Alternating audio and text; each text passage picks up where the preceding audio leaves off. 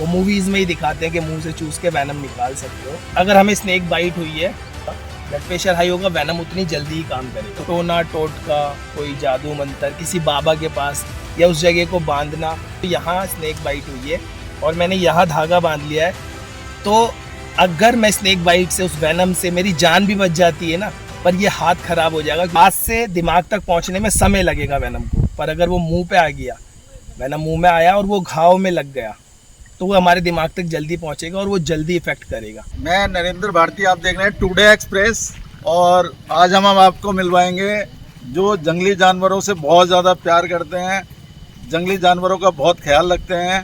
तो दिल्ली से आए हैं रईस जी और सुशील जैन जी, जो आज घूमने आए थे यहाँ पे। इनसे मिलके दो बात करेंगे जंगल के लिए और क्या क्या बचाव हो सकता है लोगों को। किसी सांप अगर काट ले या कोई भी जानवर अटैक करता है तो उससे कैसा बचा जा सकता है, तो इस बारे में जानकारी लेते हैं। सबसे पहले रईस जी से। रईस जी, स्वागत है आपका चैनल में। Thank you so much.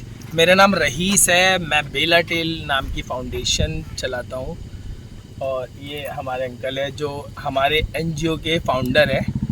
सो आपका सवाल क्या है, आपको पूछो। सबसे पहले मेरा एक सवाल है, अगर कोई सांप किसी को काटे तो उसका उपचार हम उस दौरान क्या कर सकते हैं कि व्यक्ति की मौत ना हो, उसे बचाया जा सके। बेसिकली अगर हमें स्नेक बाइट होती है तो सबसे पहले तो नियर बाई जो भी गवर्नमेंट हॉस्पिटल है उसका हमें पता होना चाहिए कि नियर बाई गवर्नमेंट हॉस्पिटल कौन सा है।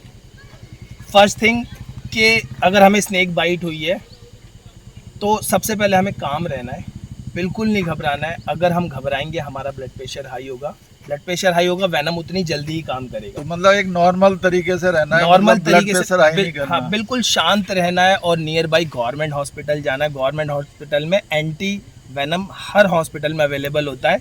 घर में कोई टोना टोटका, कोई जादू मंतर, किसी बाबा के पास या उस जगह को बांधना, वो बिल्कुल नहीं करना है। जैसे पुरानी अब्बा होती थी, लोग कहते थे कि वहाँ पे धागा बांध लो या मतलब उसको मुंह से चूस के जहर को निकाल लो, कुछ ऐसा होता है क्या? इससे बहुत ज़्यादा दिक्कतें बढ़ सकती है। जैसे सपोज भाई मेरे को यहाँ स्नेक बाइट हुई है और मैंने यहाँ धागा बांध लिया है, तो अगर मैं स्नेक बाइट से, उस वैनम से मेरी जान भी बच जाती है ना, पर ये हाथ खराब हो जाएगा क्योंकि वैनम को मैंने एक जगह रोक लिया, स्टोर कर दिया और यहाँ पे गैंगरिंग हो जाएगी। गैंगरिंग होने के बाद यहाँ का पूरा पोर्शन गल जाएगा।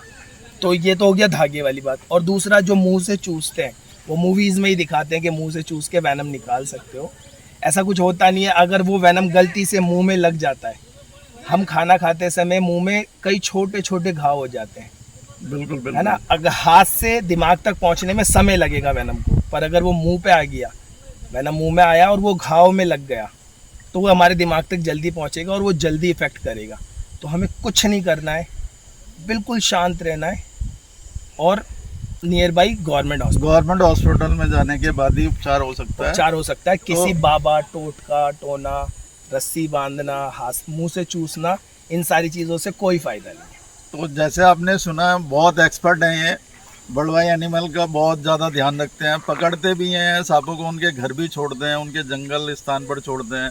तो जैसे इन्होंने बताया कि कोई टोना टोटका काम नहीं करता, मतलब किसी तरह का जो बाबा बोलते हैं कि हम ये कर देंगे, झाड़ू फूंक कर देंगे, कुछ दवा लगा देंगे, तो ऐसा कुछ नहीं होता है।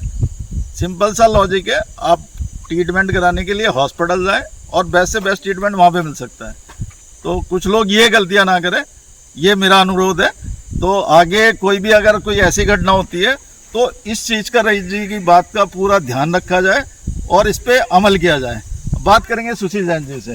तो सर, आपका स्वागत है चैनल में। तो जैसा आप ये एनजीओ चला रहे हैं, इतने जानवरों की सेवा कर रहे हैं, तो ये भावना कि आपको मतलब पहले से आई या अभी आई है? मुझे बचपन से ही जानवरों का शौक था, लेकिन जैसे जैसे मैं बड़ा हुआ मैंने कुदरत को समझने की कोशिश करी। हम लोगों की जीवन शैली में जंगल का महत्व बहुत ज़्यादा है और जंगल को ज़िंदा रखने के लिए हमें जंगली जानवर ज़रूर चाहिए। बिल्कुल। तो हमारी कोशिश यही रहती है, मैं अपनी पूरी टीम के साथ, कि जितने ज़्यादा से ज़्यादा जंगली जानवरों को बचा सकें और उन्हें उनके आवास में छोड़ें, जहां वो अपना सुरक्षित जीवन बिताएं और इन जंगलों को हमारे लिए हरा भरा रखें।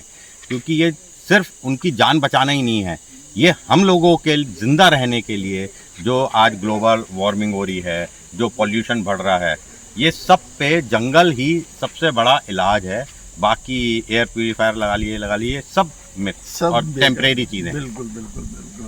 तो आपको मतलब ये प्रेरणा मतलब बचपन से आई है या फिर कुछ ये लोगों को मैंने- देख के या समझ के आई है? मैं अपना पहले दिल्ली में दरियागंज कॉलोनी में रहता था, वहाँ से मैं 94 में सैनिक फॉर्म शिफ्ट हुआ।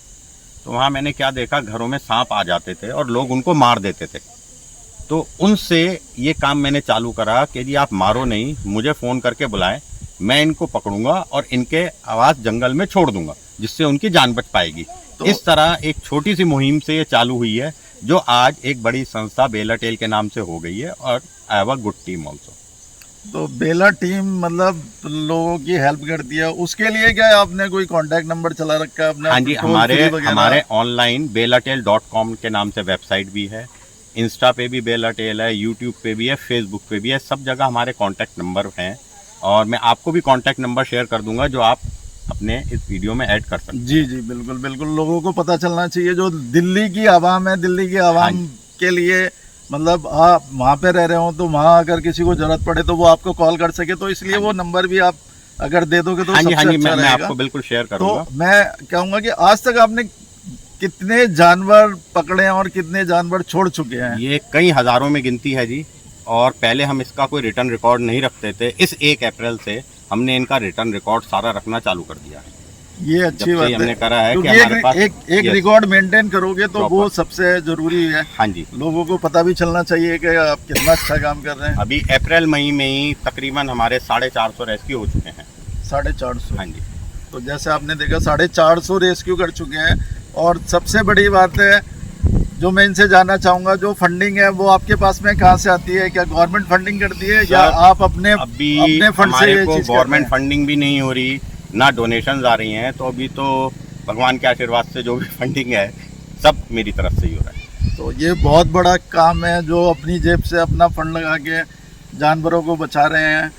तो मैं समझता हूँ कि लोगों को इस और जागृत होना चाहिए, और जैसे हमारे जैन साहब हैं, इन लोगों की हेल्प करनी चाहिए, उसमें कुछ सहयोग करना चाहिए। मैं कहूँगा जंगली जानवर को बचाना, आने वाली पीढ़ी के लिए जानवर दिखाई भी नहीं देंगे।